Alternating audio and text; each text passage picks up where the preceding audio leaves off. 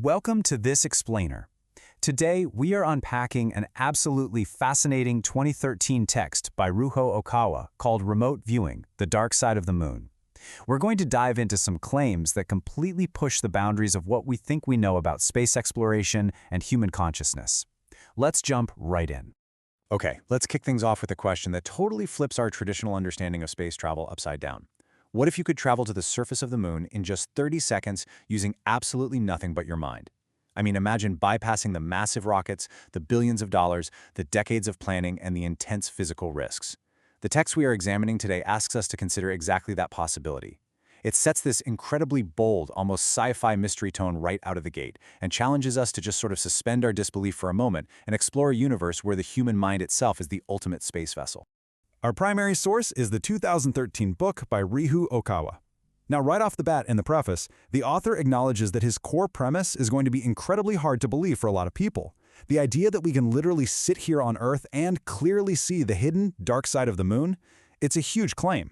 Because of that, he essentially invites the reader to just keep an open mind, suspend that disbelief, and simply read through his findings before passing judgment on this wildly unique method of investigation. So how exactly did he gather this information? Well, on March 12, 2013, Okawa conducted what he called a live remote viewing session.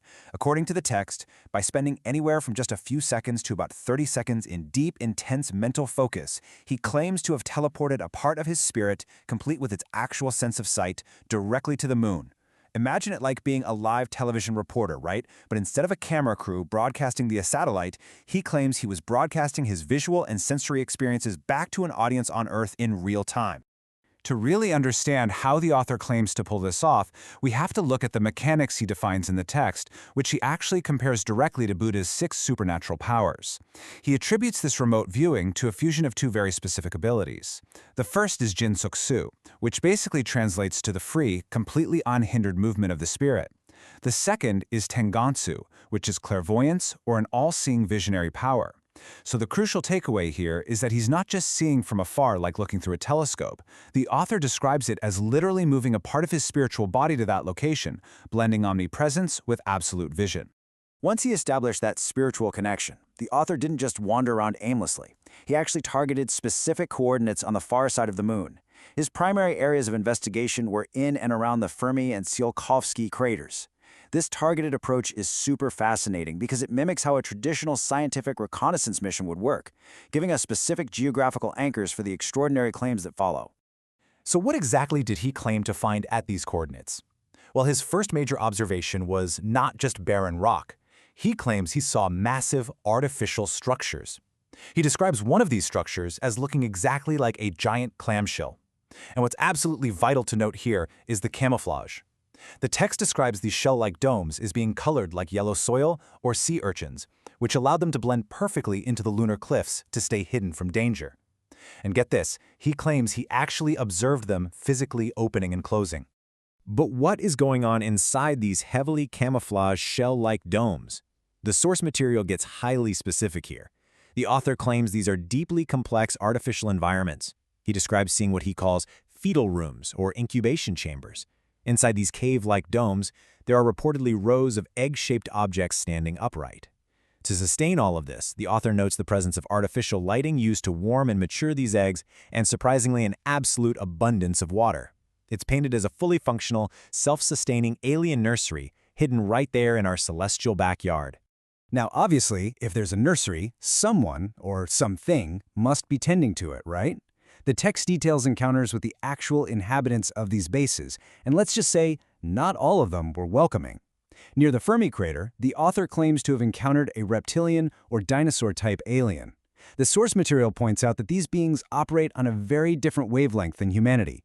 They are described as highly territorial and potentially very dangerous. The text suggests that to these beings, if humans haven't established clear ownership of a territory, they consider it theirs for the taking. It's a really tense, hostile encounter that frames the dark side of the moon as a fiercely contested frontier. However, in the book's Afterword, the author is really careful to point out that not all extraterrestrial life on the moon is hostile. He draws a drastic contrast between 2 different types of beings.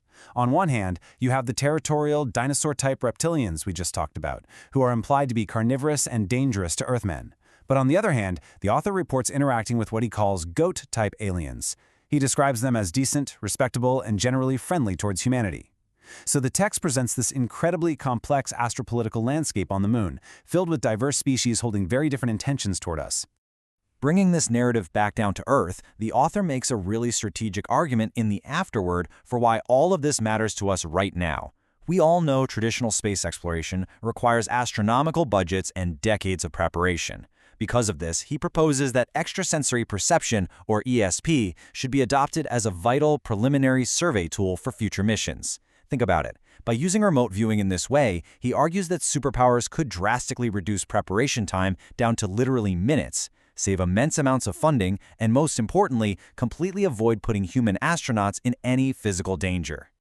But to actually unlock this potential, the text argues that humanity needs a fundamental shift in philosophy. The source asserts that our current heavy reliance on pure materialism is basically a dead end for true space exploration. Since materialistic thinking dictates that absolutely nothing can travel faster than the speed of light, we are grounded until we recognize the multidimensional nature of the universe. In this view, spiritual enlightenment is the new science. It's all about aligning our consciousness to the point where we can step into a higher dimension, specifically what the author refers to as the dimension of universal law. And this framework sets the stage for the absolute climax of the text, where the author reveals the ultimate motivation behind his work. He states that when his spiritual consciousness stepped into this dimension of universal law, he realized his true roots. I want to read this quote directly translated from the Afterword. He writes, "I feel it as a reality that I have existed since ancient times as a divine spirit beyond human, and am now temporarily born on Earth." That is a massive claim. He expresses that publishing these remote viewing findings is a crucial step in fulfilling his true cosmic mission, which is waking humanity up to this much larger reality.